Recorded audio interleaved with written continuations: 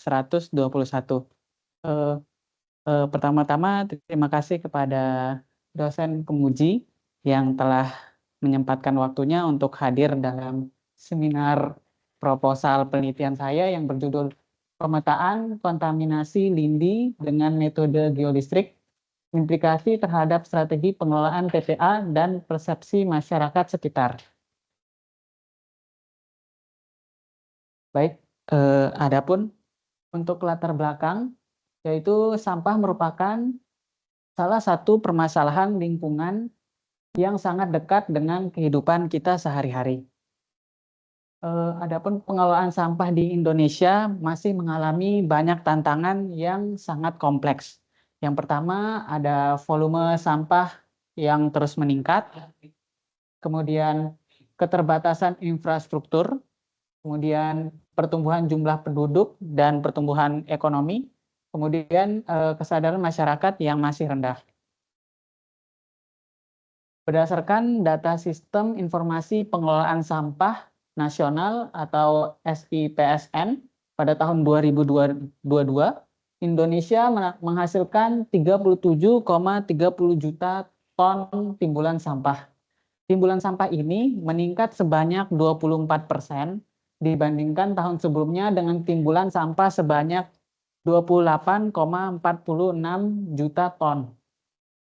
Adapun langkah yang dilakukan pemerintah dalam menanggulangi permasalahan sampah ini yaitu dengan mengeluarkan peraturan terkait pengelolaan sampah yang diatur pada yang pertama Undang-Undang Nomor 18 Tahun 2008 tentang pengelolaan sampah, kemudian Peraturan Presiden Nomor 97 Tahun 2017 tentang kebijakan dan strategi nasional pengelolaan sampah rumah tangga dan sampah sejenis sampah rumah tangga. Kemudian ada Peraturan Pemerintah Nomor 27 Tahun 2020 tentang pengelolaan sampah spesifik. Sehingga peraturan berkaitan dengan pengelolaan sampah di Indonesia sudah lengkap. Kemudian pengelolaan sampah di Indonesia dilakukan di tempat pemrosesan akhir atau sering disingkat TPA.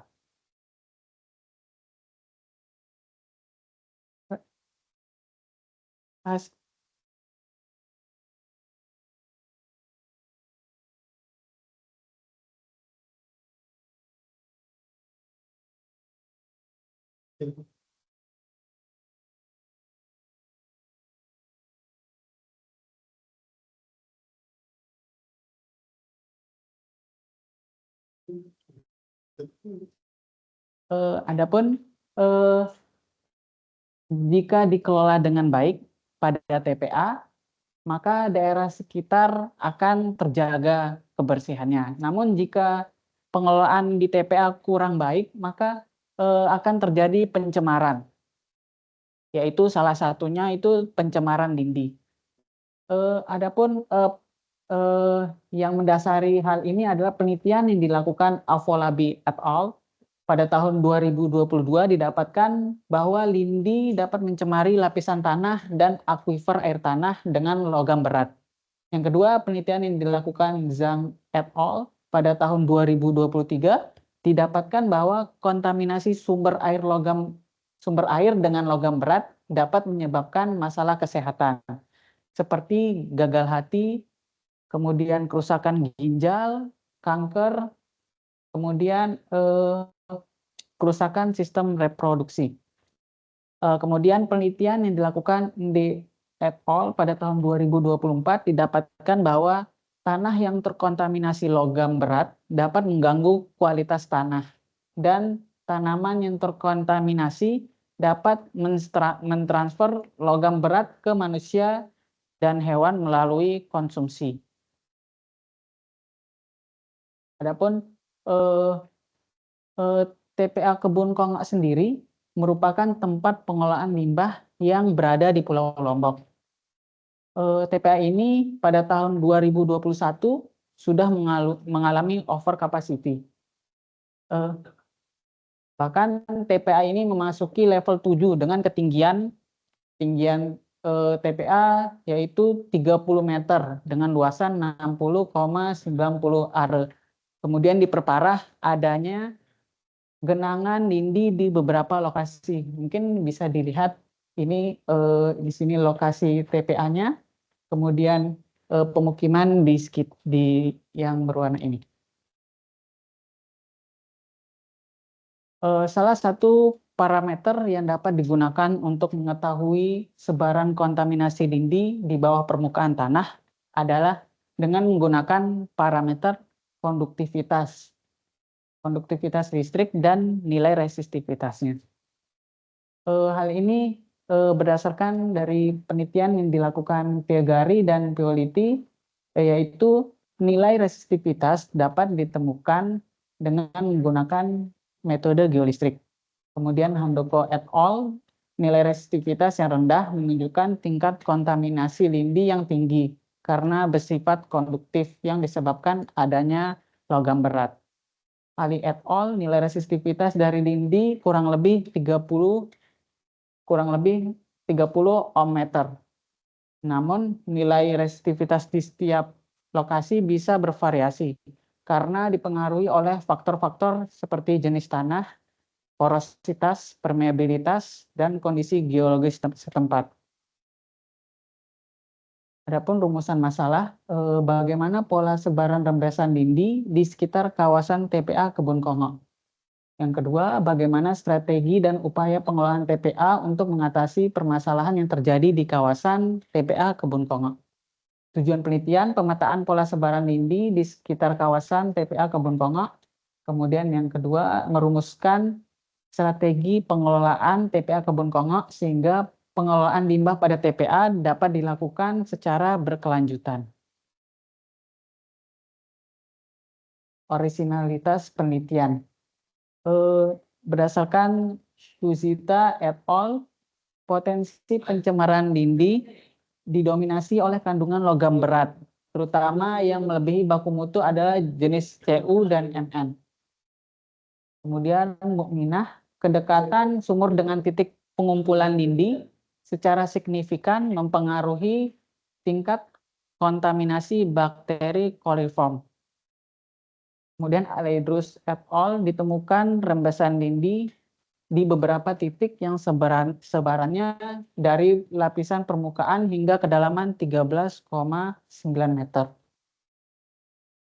Adapun kerangka berpikir dari penelitian ini seperti ini.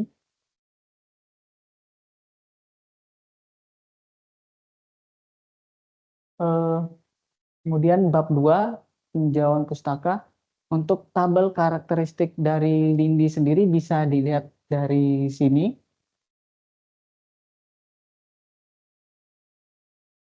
Kemudian nilai resistivitas batuan bisa dilihat untuk nilai resistivitas limbah yang pernah diteliti. Kemudian untuk penggunaan metode geolistrik resistivitas. Cara kerja dari metode geolistrik resistivitas adalah mengalirkan arus listrik ke dalam bumi melalui dua elektroda, yaitu elektroda arus dan elektroda potensial. Kemudian dengan menggunakan voltmeter yang dihubungkan dengan elektroda tersebut, sehingga nilai dari pengukuran itu dapat dilihat, yaitu berdasarkan dengan hukum Ohm. Kemudian untuk metode geolistrik resistivitas sendiri dibagi menjadi dua, yaitu vertical electrical sounding atau VES, yaitu mempelajari variasi resistivitas lapisan bawah permukaan bumi di arah vertikal atau satu dimensi. Ini untuk metode VES ini dia lebih melihat kedalamannya. Kemudian lateral profiling electrical atau electrical resistivity tomography atau ERT, yaitu mempelajari variasi resistivitas pada arah horizontal dan vertikal, yaitu bisa 2 dimensi dan 3 dimensi. Adapun untuk penggunaan konfigurasi dari metode geolistrik sendiri bisa dilihat dari sini, yaitu konfigurasi Wiener Alpha. Adapun metode self potensial, penggunaan metode fixed base, kelebihan metode ini adalah nilai kesalahannya yang kecil karena pengukuran dilakukan secara kontinu. Sedangkan kekurangannya adalah membutuhkan kabel yang sangat panjang. Kemudian leapfrog, kelebihan konfigurasi ini adalah kabel yang digunakan tidak terlalu panjang dan proses pengukuran cenderung cepat karena hanya menukar poros pot di setiap lubangnya. Sedangkan kekurangannya adalah cenderung rentan salah terhadap nilai positif dan nilai negatif di setiap poros potnya. Kemudian untuk analisis SWOT, bisa dilihat untuk tabel matriksnya. Kemudian untuk bab 3 metodologi penelitian, yaitu tipe penelitian ini adalah penelitian deskriptif dengan menggunakan metode kuantitatif dan kualitatif. Metode kuantitatif digunakan untuk mengumpulkan data yang dapat dianalisis secara kuantitatif, dan metode kualitatif dimaksudkan untuk memvalidasi atau menyempurnakan dari data kuantitatif. Adapun ruang lingkup penelitian ini dapat dilihat pada tabel di sini. Kemudian untuk lokasi penelitian bisa dilihat di gambar ini. Kemudian untuk teknik pengukuran dan pengumpulan data.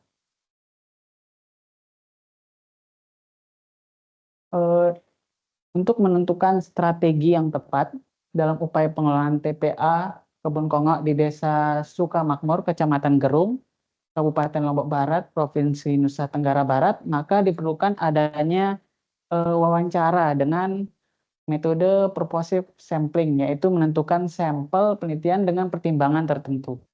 Adapun digunakan 18 key informant yang untuk menentukan analisis SWOT, yaitu ada dari Dinas LHK Provinsi NTB 4 orang, kemudian untuk UPT TPA Kebun Kongok 3 orang, kemudian Dinas Lingkungan Hidup Kabupaten Lombok Barat 1 orang, dan masyarakat sebanyak 10 orang. Adapun untuk jadwal penelitian bisa dilihat di sini. Ya, mungkin itu saja yang dapat saya sampaikan. Mungkin kurang dan lebihnya saya mohon maaf. Sekian dan terima kasih. Saya kembalikan ke Pak Mariono.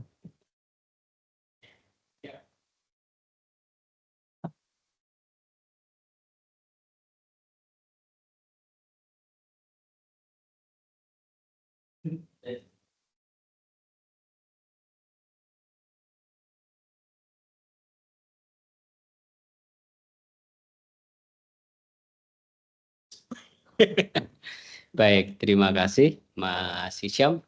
Dipersilakan duduk Mas Hisyam. Ya, kita akan memasuki ujian.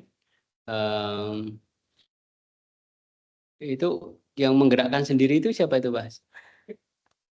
Pak Tamu. Waduh. Berikutnya kita akan masuki diskusi tanya jawab.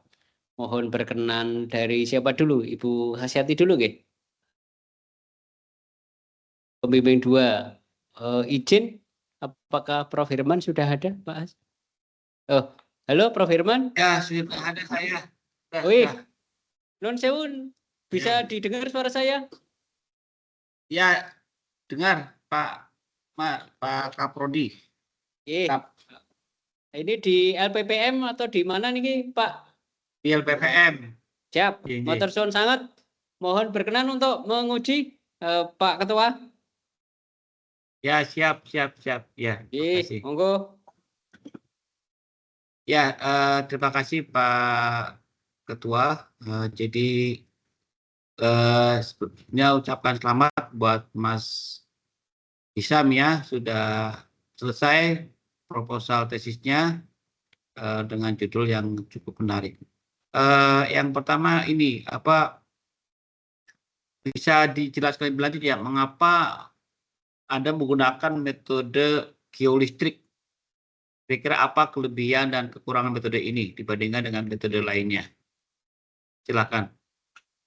Baik, saya izin menjelaskan. Jadi untuk metode geolistrik sendiri, mengapa saya mengambil metode ini? Karena untuk menggunakan metode geolistrik sendiri itu sangat cocok untuk digunakan untuk identifikasi bawah permukaan bumi. Jadi dengan metode geolistrik sendiri kita bisa mengetahui nilai resistivitas atau nilai tahanan jenis dari batuan yang ada di bawah permukaan bumi. Jadi mengapa menggunakan itu? Jadi kita bisa mengetahui nilai resistivitasnya. Jadi kalau untuk karena lindi itu merupakan fluida atau benda cair, maka nilai resistivitasnya sangat rendah karena memiliki nilai konduktivitas yang sangat tinggi. Karena saat metode geolistrik sendiri itu digunakan empat elektroda arus. Jadi ada 2 elektroda untuk arus diinjeksikan ke dalam bumi. Kemudian 2 elektroda potensial yang menilai pengukurannya. Jadi dari sana nanti kita bisa mengetahui nilai resistivitas di bawah permukaan. Jadi kita bisa tahu apakah di sekitar TPA itu karena kan di TPA itu udah untuk ininya untuk fluidanya udah pasti kebanyakan kan dari kontaminasi lindi karena kan untuk umur dari TPA Kebun Kongok sendiri itu sudah cukup tua dan sudah over capacity pada tahun 2022. Jadi kemungkinan ada beberapa titik yang melebihi dari ada lindi yang merembes gitu. Jadi dari sana bisa kita ketahui lindi tersebut menggunakan metode geolistrik. Adapun kelebihannya yaitu lebih karena bisa kita mengidentifikasi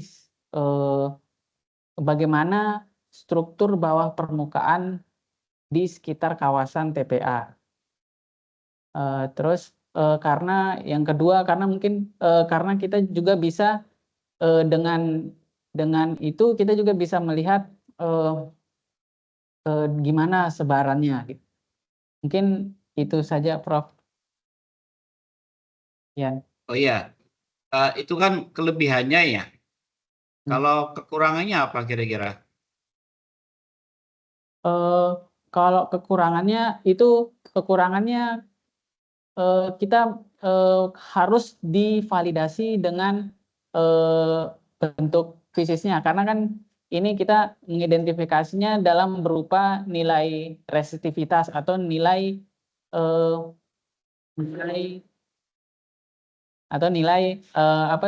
dari pengukuran. Jadi kita harus memvalidasinya mungkin dengan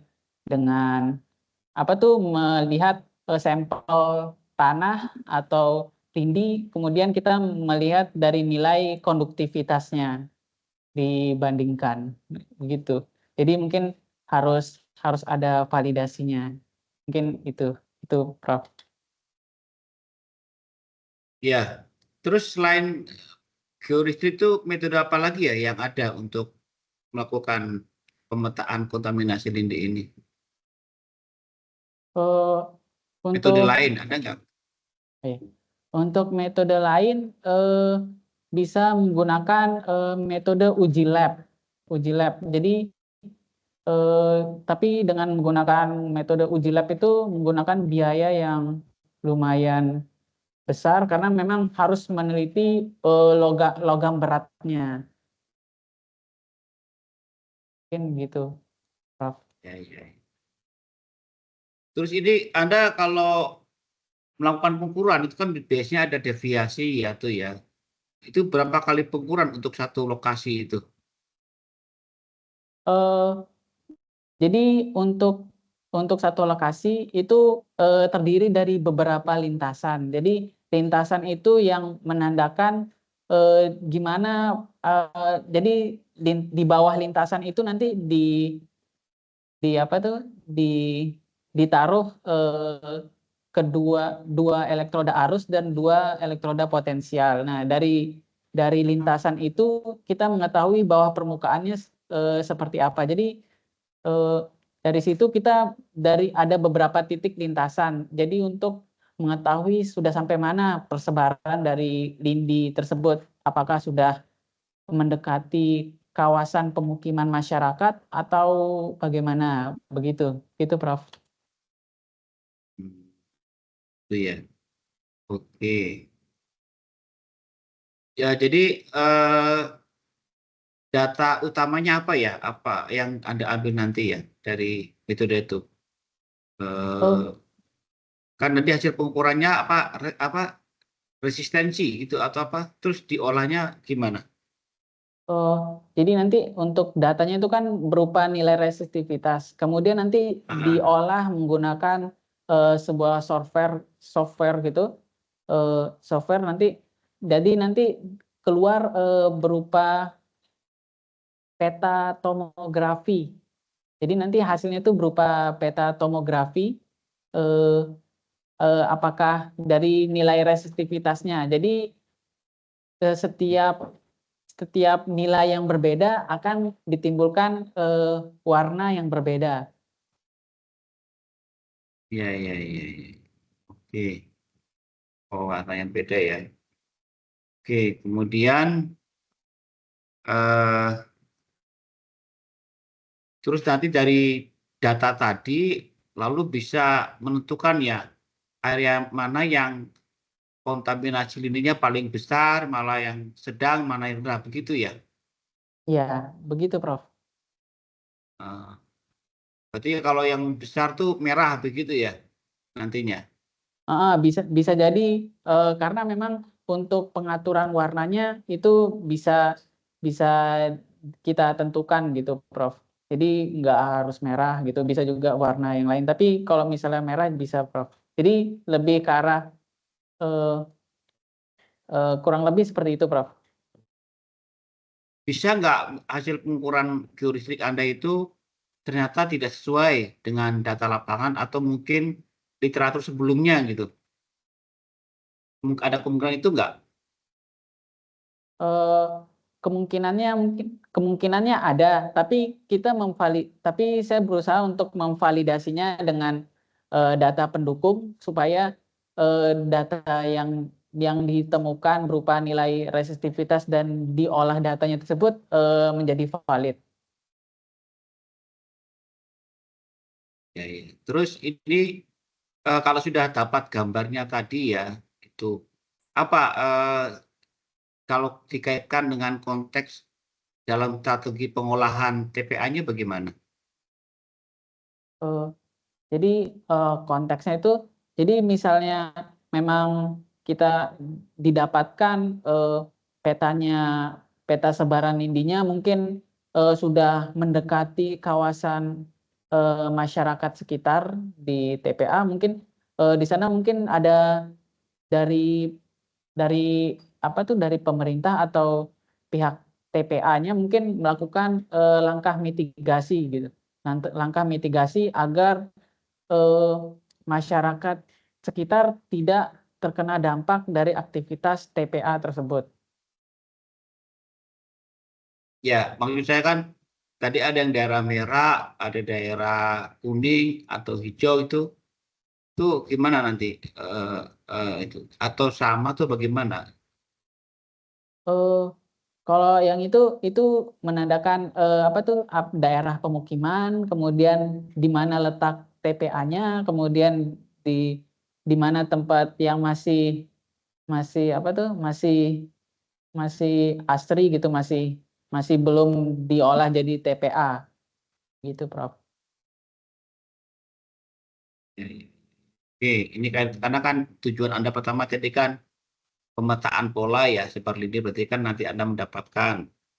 Nah, kemudian kita masuk ke yang ini tentang apa masalah persepsi masyarakat ya, persepsi masyarakat. Jadi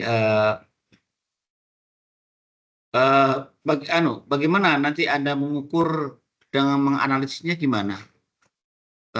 Persepsi masyarakat terhadap keberadaan TPA dan dampak kontaminasi lindinya bagaimana?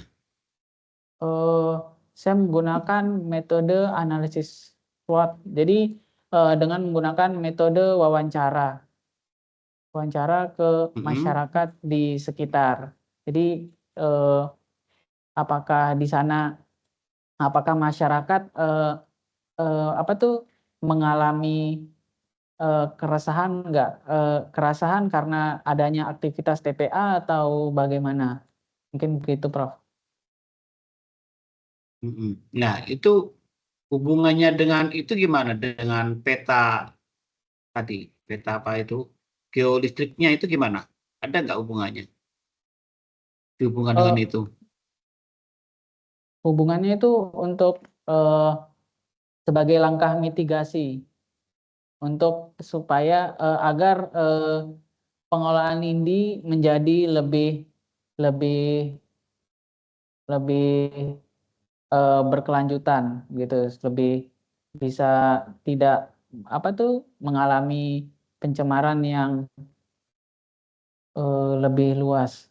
Mungkin gitu, Prof. Ya, ya, oke.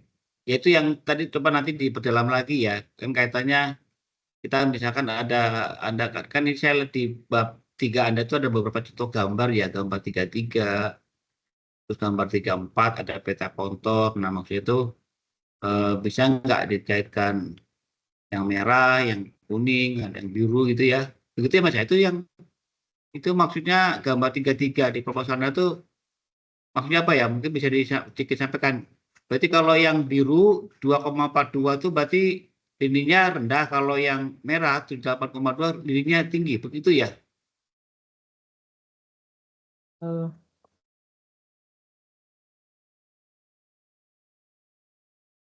Di proposal Anda itu mm, gambar oh ya, 3, oh ya, halaman 39. oh ya. Iya, jadi untuk yang teridentifikasi adanya lindi itu yang berwarna biru. Jadi warna biru Oh, itu, malah biru. iya. Kalau yang warna merah itu nilai resistivitasnya tinggi. Jadi ada kemungkinan itu adalah batuan yang memiliki porositas yang tinggi. Jadi itu kayak batuan penyusunnya. Jadi yang warna biru itu kemungkinan teridentifikasi sebagai lindi. Gimana kemungkinan apa? Yang warna biru itu teridentifikasi sebagai lindi karena dilihat dari Oh, yang ini yang dari biru yang ya.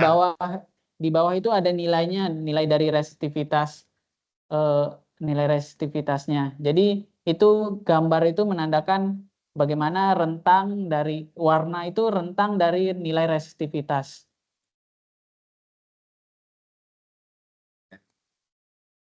Kemudian kira-kira ada kendala nggak nanti yang akan Anda hadapi di lapangan kira-kira? Apa kendalanya teknis ataupun non teknis?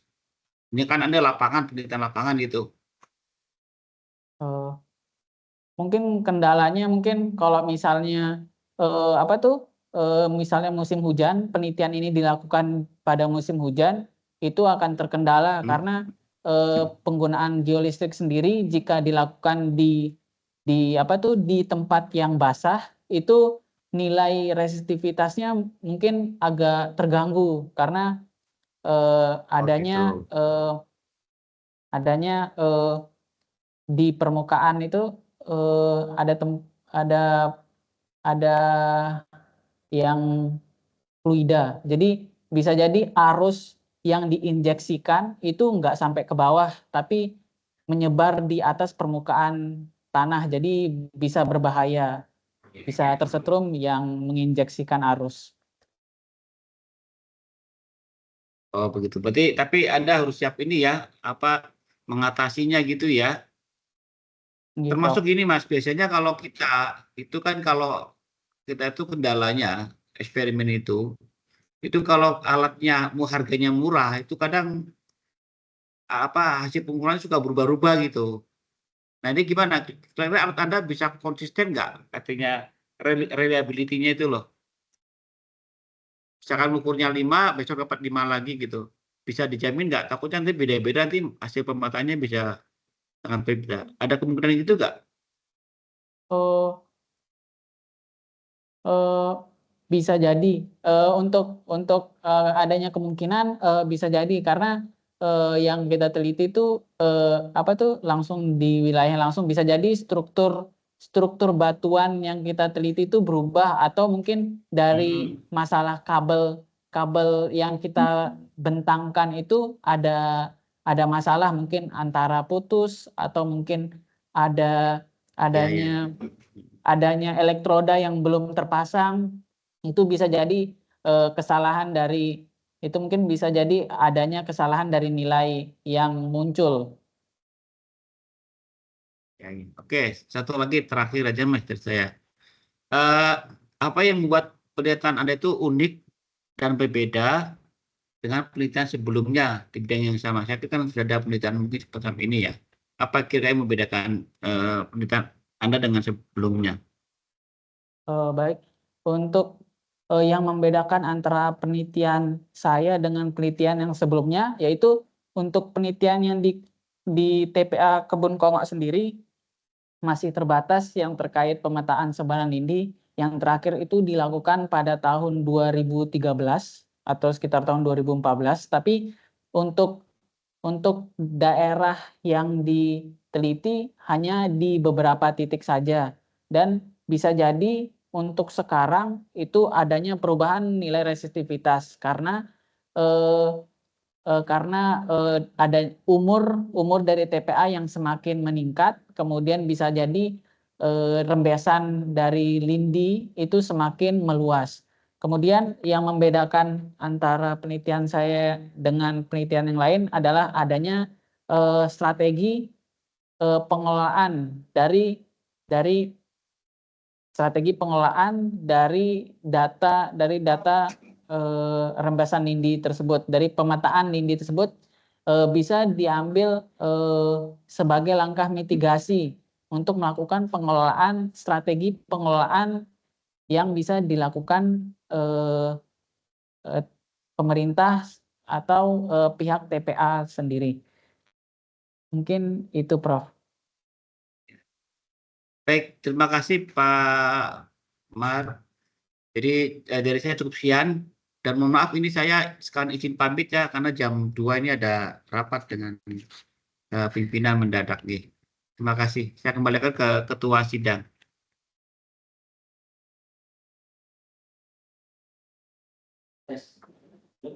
Ini kalau setiap dengan Pak Asun, gimana?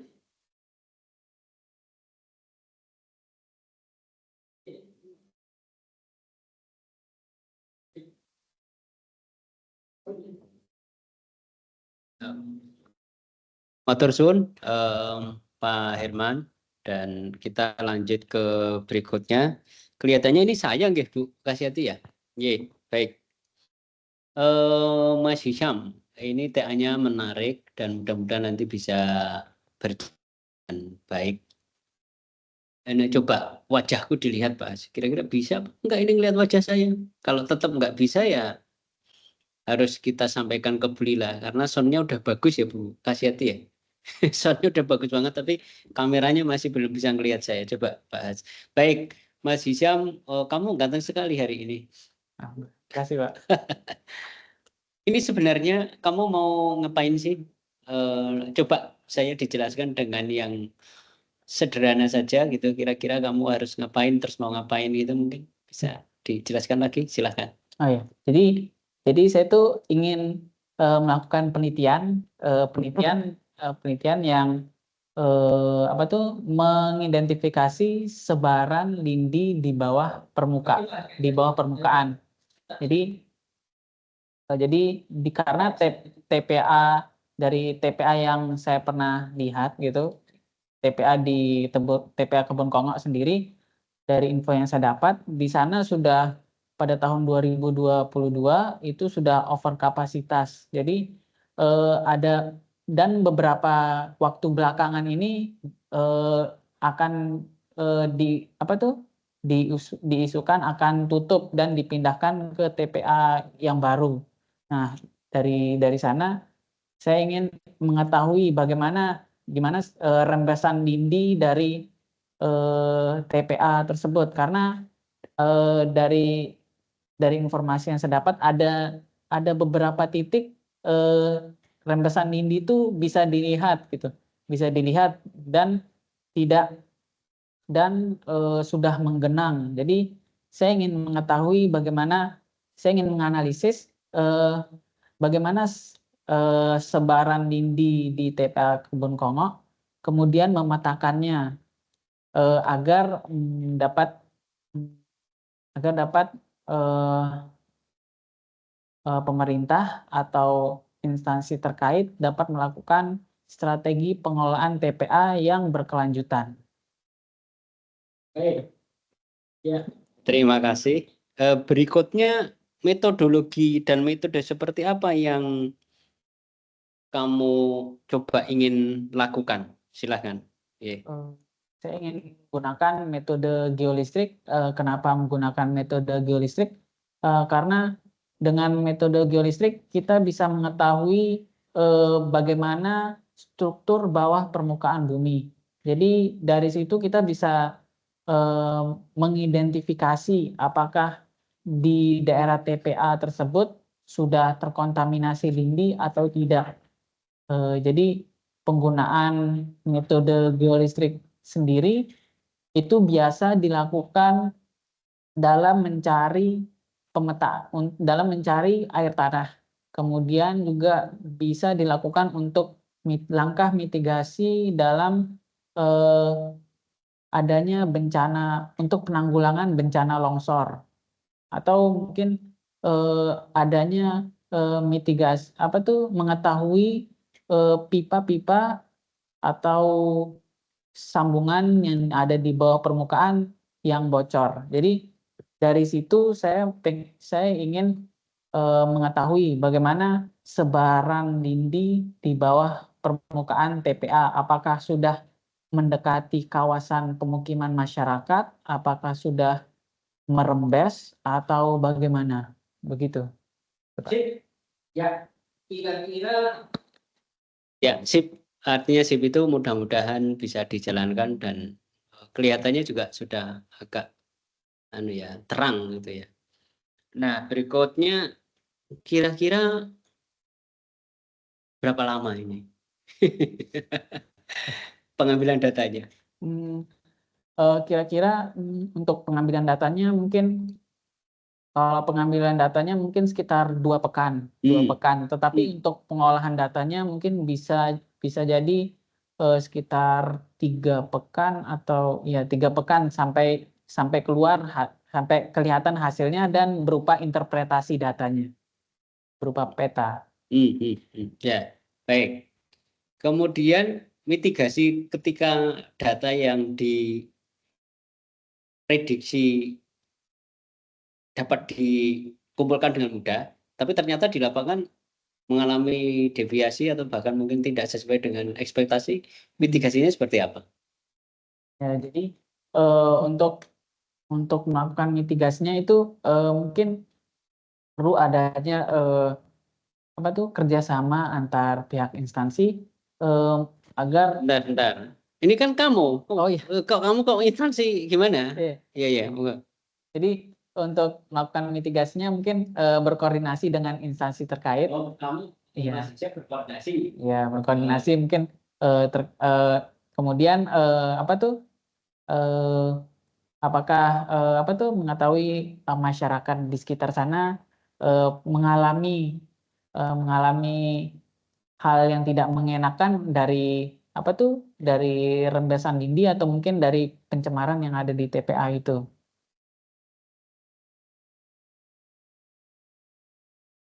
Ya. Kemudian kira-kira bentuk analisa data yang ingin dikasih itu seperti apa? Jadi bentuk analisa datanya itu berupa nilai resistivitas, kemudian dari nilai resistivitas itu diolah menggunakan suatu software, kemudian hasilnya itu berupa peta tomografi.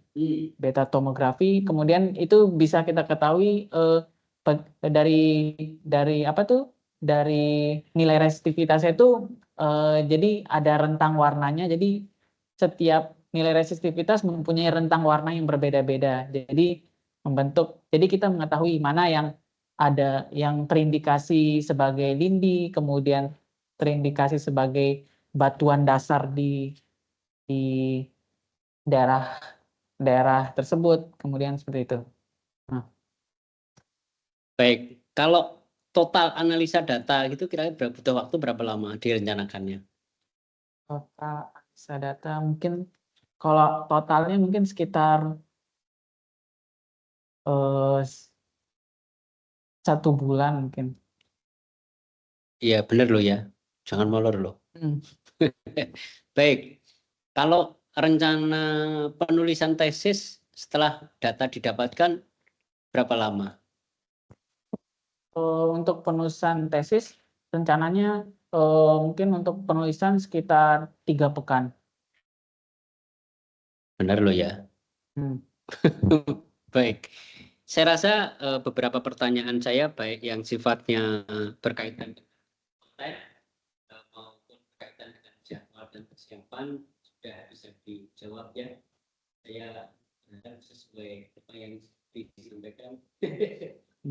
Baik, selanjutnya Pak Kepala lagi, apakah bisa mendengar suara saya, Pak Kepala BPP?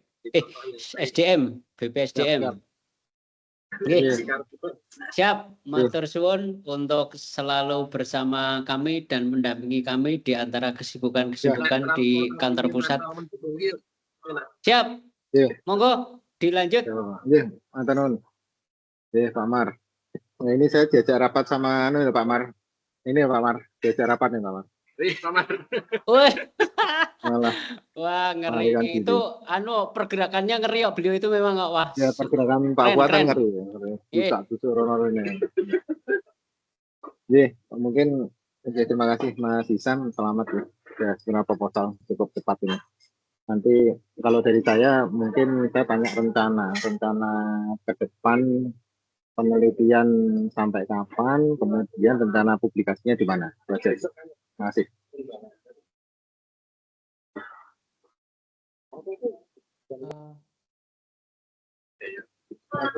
Mas Isam, kedengaran suara saya? Kedengaran Prof, cuman agak kecil suaranya. Ya, jadi rencana penelitiannya sampai bulan apa, lalu kemudian publikasinya rencana mau di mana? Itu aja, Mas. Jadi rencana untuk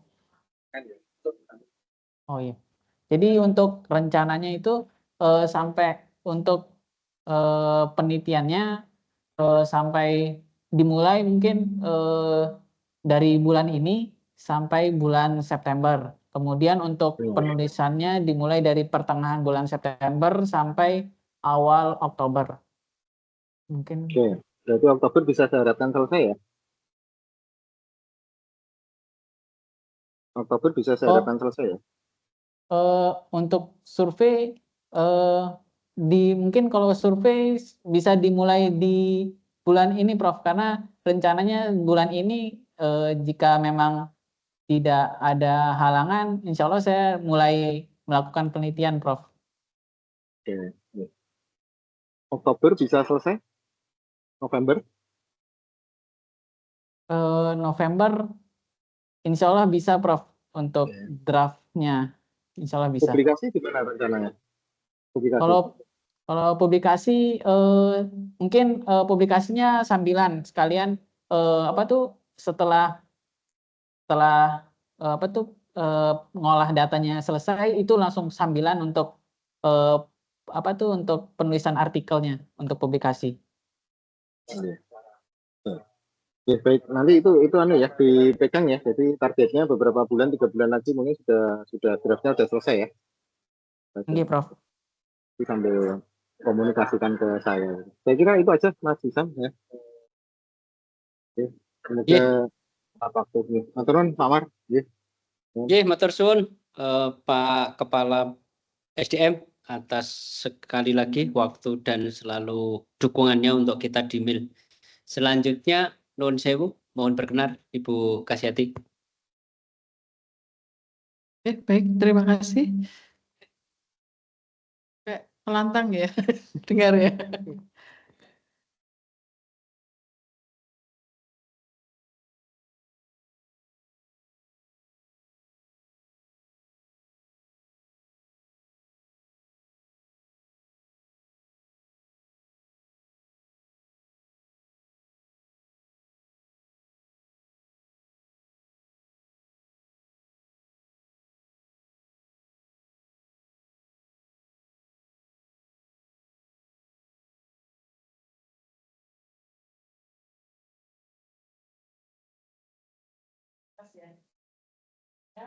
Masih dijumpai beberapa typo atau salah ketik itu dideteksi, kemudian ada beberapa gambar, misalnya gambar 231 itu tidak diacu pada narasi sebelumnya. Bilang itu ya, kita kasih gambar pasti itu tidak perlu ngomong ya. Tapi nanti diacu mungkin gimana Pak gambar itu ada seperti berubah semuanya dengan itu.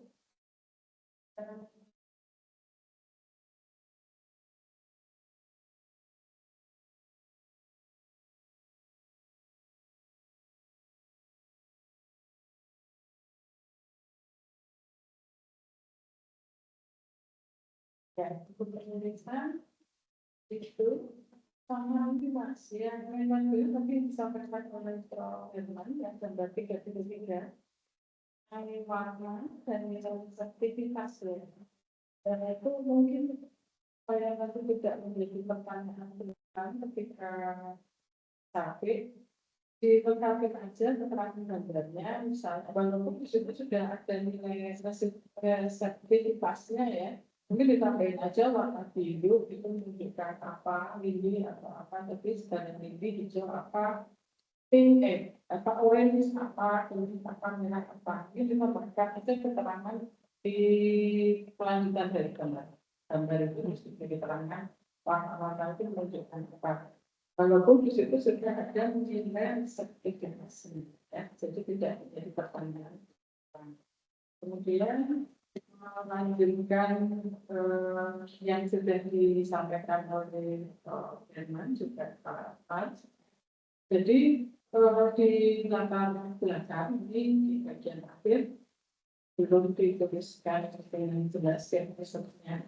Nah, itu yang terbapak dari pertanyaan Pak maupun Herman itu bisa dijadikan sebelum itu kan penelitian yang sudah dilakukan oleh peneliti lain mengenai sebaran diri di TPA itu sudah sampai apa atau sudah apa.